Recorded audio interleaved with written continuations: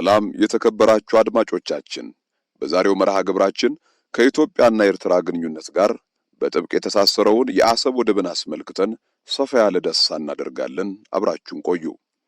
ይህ ወደብ በሁለት ወንድማማቾች ሀገራት መካከል ለረጅም ጊዜ የውዝግብ ምንጭ ሆኖ የቆየ ሲሆን ታሪካዊ አመጣጡ፣ የፖለቲካ ሽኩቻዎችና የኢኮኖሚ ፋይዳው እጅግ ጥልቅ ነው። በተለይም በ1990ዎቹ መጨረሻ ጀምሮ በተደጋጋሚ እያገረሽ የመጣው የአሰብ ወደብ ጉዳይ የሁለቱን ሀገራት ግንኙነት በመቅረጽ ረገድ ወሳኝ ሚና ይጫወታል። ዛሬ ይህንን ውስብስብ ጉዳይ በዝርዝር በመዳሰስ ያለፉ ክስተቶችን በመፈተሽ የአሁኑን ሁኔታ በመገምገም እና የወደፊት ዕድሎችን በመቃኘት ሰፋ ያለ ግንዛቤ እንድታገኙ እንጋብዛለን። የአሰብ ወደብ ታሪካዊ ዳራና ስትራቴጂካዊ ፋይዳ። የአሰብ ወደብ በቀይ ባህር ምዕራባዊ ዳርቻ ላይ የምትገኝ ስትራቴጂካዊ ጠቀሜታ ያላት ከተማና ወደብ ናት። የዚህ ወደብ ታሪክ ከዘመናት በፊት የሚዘልቅ ሲሆን ለንግድ እንቅስቃሴና ለባህር ትራንስፖርት ሁሌም ወሳኝ ቦታ ነበረች። በተለይም ለኢትዮጵያ የአሰብ ወደብ ከረጅም ጊዜ ጀምሮ ብቸኛዋ ወይም ዋነኛዋ የባህር መግቢያ በር ሆና አገልግላለች። የኢትዮጵያ ምጣኔ ሀብት እድገትና የውጭ ንግድ እንቅስቃሴ በአብዛኛው የተመካው በዚህ ወደብ ላይ ነበር። ነገር ግን በ1993 ዓ.ም ኤርትራ ከኢትዮጵያ ነፃነቷን ካገኘች በኋላ የአሰብ ወደብ አስተዳደር ወደ ኤርትራ ተላለፈ። ይህ ለውጥ ኢትዮጵያን የባህር በር አልባ ሀገር ያደረጋት ሲሆን የኢትዮጵያ መንግስትም የአሰብ ወደብን የመጠቀም መብት እንዲረጋገጥ በተደጋጋሚ ጥያቄዎችን አቅርቧል። የባህር በር አለመኖር ለኢትዮጵያ ኢኮኖሚ እድገት ትልቅ እንቅፋት እንደሆነ ይታመናል። ምክንያቱም የንግድ ወጪን የሚጨምር ከመሆኑም በላይ በውጭ ምንዛሬ ላይ ከፍተኛ ጫና ይፈጥራል።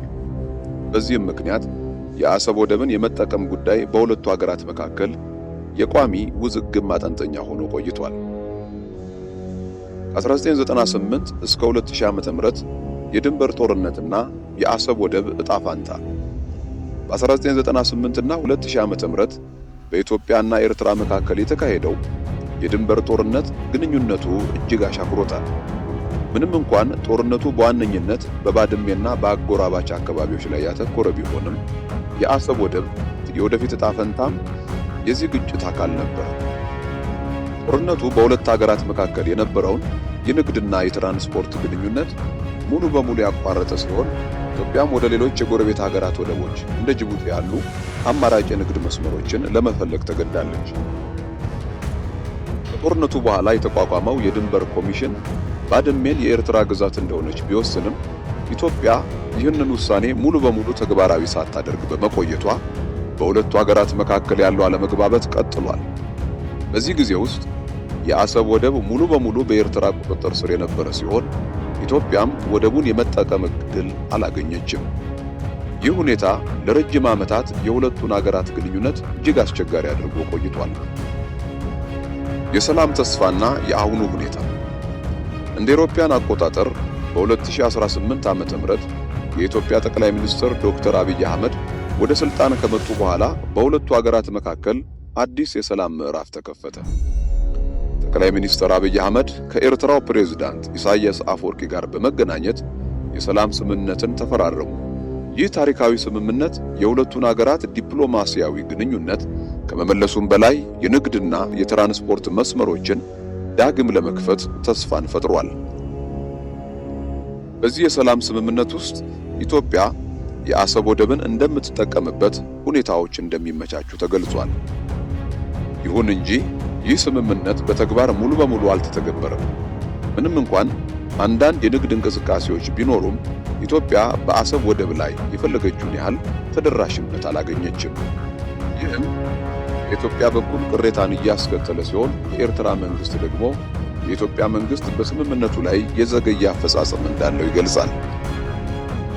የመንግስታቱ አቋምና የአሁኑ ውዝግብ። የኢትዮጵያ መንግስት የአሰብ ወደብ ለሀገሪቱ ኢኮኖሚ እጅግ ወሳኝ እንደሆነ በተደጋጋሚ አጽንኦት ሰጥቷል።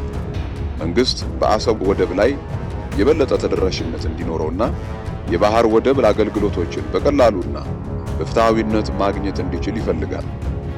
በተለያዩ መድረኮችም ይህንን ጥያቄ በግልጽ አንስቷል። በተቃራኒው የኤርትራ መንግስት አሰብ ወደብ በሰላም ስምምነቱ መሰረት ለኢትዮጵያ አገልግሎት ለመስጠት ዝግጁ መሆኑን ይገልጻል። ሆኖም የኤርትራ መንግስት የኢትዮጵያ መንግስት በስምምነቱ ላይ የተስማሙትን ጉዳዮች በተግባር ለማዋል በቂ እርምጃዎችን አልወሰደም የሚል አቋም አለው። በተለይም የድንበር ጉዳይ ሙሉ በሙሉ አለመቋጨቱ በሁለቱ ሀገራት መካከል ያለውን መተማመን እያሳጣው እንደሆነ ይገልጻሉ። በቅርብ ጊዜያት የኢትዮጵያ መንግስት አሰብ ወደብን ለመጠቀም የሚያደርገውን ጥረት አጠናክሯል። ይህ ደግሞ በኤርትራ በኩል የፖለቲካና የደህንነት ስጋቶችን አስከትሏል። ኤርትራ ኢትዮጵያ በአሰብ ወደብ ላይ ያላትን የመጠቀም መብት በግልጽና በተጠናከረ ስምምነት ላይ ብቻ የተመሰረተ መሆን እንዳለበት አጽንኦት ትሰጣለች። ይሁን እንጂ የኢትዮጵያ መንግስት ይህ መብት በተግባር እንዳልተረጋገጠለት አሁንም ድረስ ይገልጻል። ይህ ሁኔታ በሁለቱ ሀገራት መካከል አዲስ ውዝግብ እንዲፈጠር ምክንያት ሆኗል። የወደፊት እይታና መደምደሚያ። የአሰብ ወደብ ውዝግብ በኢትዮጵያና ኤርትራ መካከል ዘላቂ ሰላም እንዲሰፍን ወሳኝ ጉዳይ ነው። የሁለቱ ሀገራት መንግስታት ይህንን ውስብስብ ችግር በዲፕሎማሲና በውይይት ለመፍታት ቁርጠኛ መሆን ይጠበቅባቸዋል።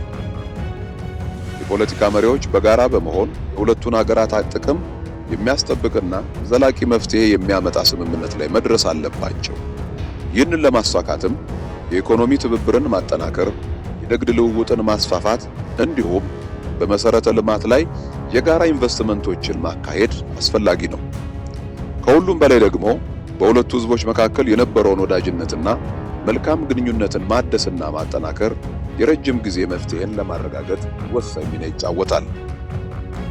በማጠቃለያችን የአሰብ ወደብ በሁለቱ ሀገራት መካከል ያለውን ታሪካዊ ትስስር፣ የአሁኑን የፖለቲካ ሁኔታና የወደፊቱን የሰላም ተስፋ የሚያንጸባርቅ ቁልፍ ጉዳይ እንደሆነ እንገነዘባለን።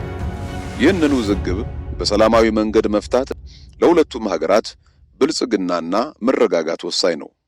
የዛሬው መርሃ ግብራችንን እዚህ ላይ እናበቃለን። ስለተከታተላችሁን ከልብ እናመሰግናለን።